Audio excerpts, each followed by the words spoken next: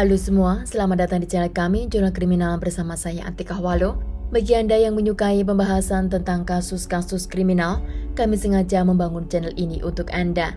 Jangan lupa untuk mendukung channel kami dengan cara subscribe, like, komen, dan share ke media sosial yang Anda punya.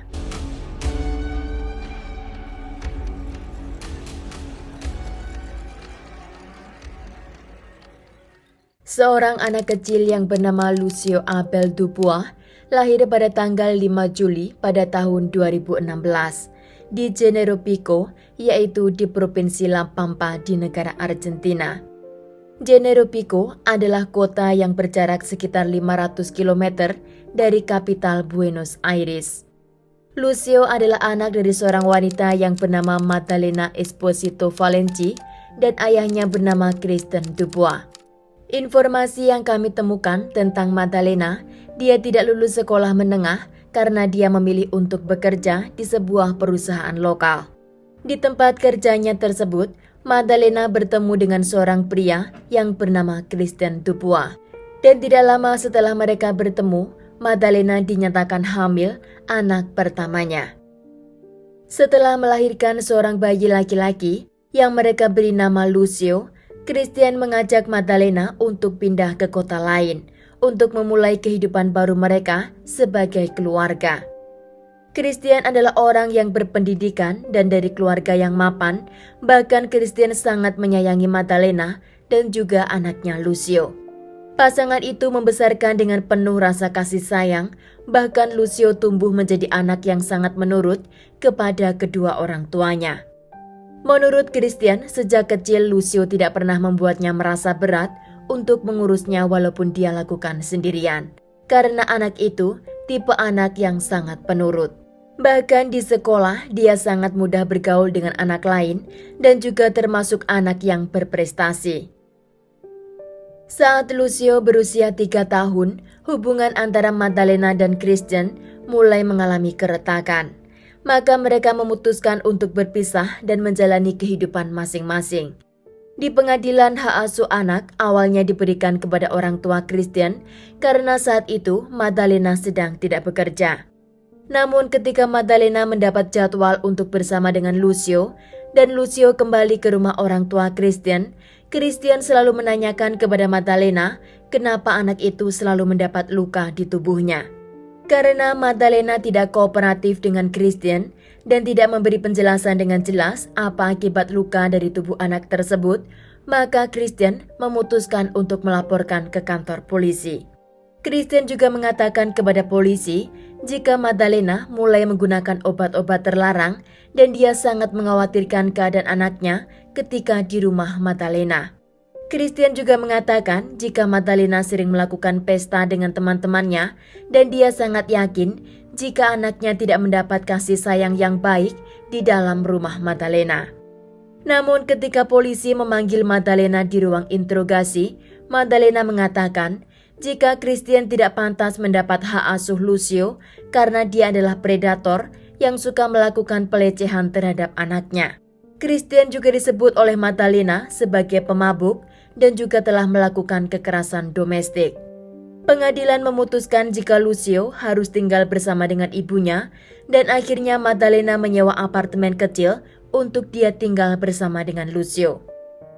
Lucio diambil oleh pihak perlindungan anak dari rumah orang tua Kristen dan diserahkan kepada ibunya Magdalena. Namun Kristen masih diperbolehkan untuk menjenguk Lucio kapan saja dia mau tanpa ada pembatasan waktu. Kristen berusaha menjenguk anaknya sesering mungkin, namun Magdalena terus membuat alasan dan berusaha membuat masalah.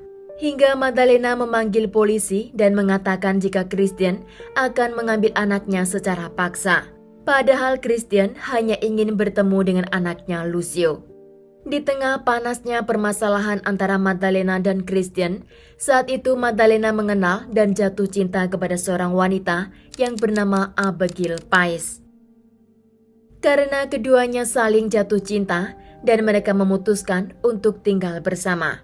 Magdalena, Abigail, dan Lucio akhirnya pindah ke apartemen baru dan di sanalah kehidupan anak itu menjadi sangat tragis. Abigail sangat tidak suka dengan kehadiran Lucio di tengah-tengah hubungan mereka. Bahkan Abigail mengatakan jika dia merasa jijik melihat seorang anak kecil di rumah itu. Abigail suka mengajak Madalena untuk berparti, minum dan menikmati kehidupan mereka sebagai pasangan terromantis. Bahkan seringkali mereka meninggalkan Lucio di rumah sendirian. Kita semua tahu anak seusia Lucio yang baru saja berusia 4 tahun, apa yang dia inginkan dalam hidupnya. Dia hanya membutuhkan kasih sayang, perhatian, dan juga waktu kebersamaan bersama orang yang dia cintai. Madalena sepertinya lupa jika pasangan yang ada di sampingnya itu bisa saja meninggalkannya sewaktu-waktu, dan tidak akan mungkin dia akan bersamanya selamanya. Namun anak yang dia lahirkan dengan pertaruhan nyawanya, dia abaikan begitu saja.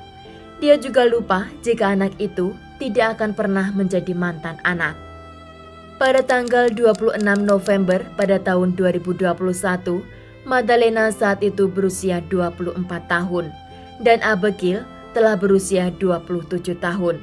Hari itu mereka melarikan Lucio ke sebuah rumah sakit di kota Santa Rosa. Madalena menggendong tubuh Lucio, namun sepertinya anak itu sudah dalam keadaan tidak bernyawa. Sesampainya di rumah sakit, dokter mengatakan jika anak itu telah meninggal dunia. Dan mereka meminta kepada polisi untuk menyelidiki 2 wanita yang membawa anak tersebut ke rumah sakit. Karena mereka duga kematian anak tersebut bukan karena penyakit natural. Beberapa jam sebelum kematian Lucio, Madalena dan Abigail membawa anak itu ke kantor delegasi dan menurut polisi, anak itu dalam keadaan terluka parah. Mereka berusaha memberi bantuan namun karena kurangnya alat, mereka langsung membawa anak itu ke rumah sakit. Menurut dokter, dalam tubuh Lucio terdapat beberapa luka bacokan, gigitan dan juga luka bakar. Bahkan terdapat banyak luka bakar yang lama dan dokter juga melihat luka di bagian alat kelamin si korban. Dokter meyakini jika Lucio adalah korban kekerasan seksual dan luka bacokan yang paling dalam terdapat di bagian pinggul, pantat dan juga kaki. Luka tersebut kemungkinan pelaku lakukan beberapa hari sebelum kematian korban. Dokter yang menangani korban menyatakan jika dalam karirnya selama 30 tahun dia belum pernah menerima pasien seorang anak dengan luka-luka akibat kekerasan domestik seberat itu. Dan dokter juga menyatakan jika kematian korban diakibatkan karena pendarahan di bagian dalam tubuhnya. Dokter juga menemukan keretakan pada tengkorak, juga 2 iga milik korban dinyatakan telah patah.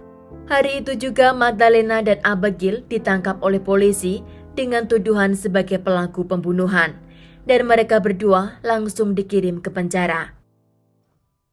Beberapa hari kemudian setelah kasus itu terangkat oleh media, Madalena dan Abigail diserang oleh napi lainnya di dalam penjara.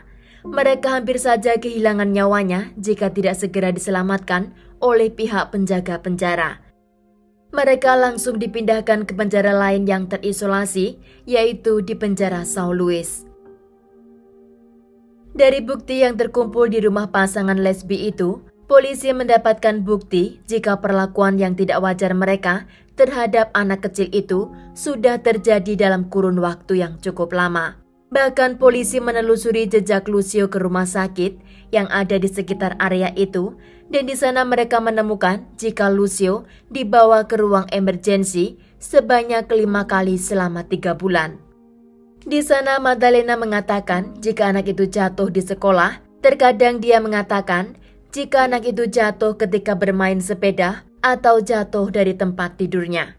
Dan agar tidak dicurigai oleh dokter yang ada di rumah sakit tersebut, mereka membawa Lucio ke tempat yang berbeda-beda. Pada tanggal 15 Desember pada tahun 2020, Lucio dibawa ke rumah sakit Evita dan di sana dia didiagnosis jika anak itu menderita trauma ekstrim. 3 hari kemudian, Lucio dibawa ke rumah sakit yang bernama Molas dan Lucio didiagnosis menderita patah tulang di pergelangan tangannya.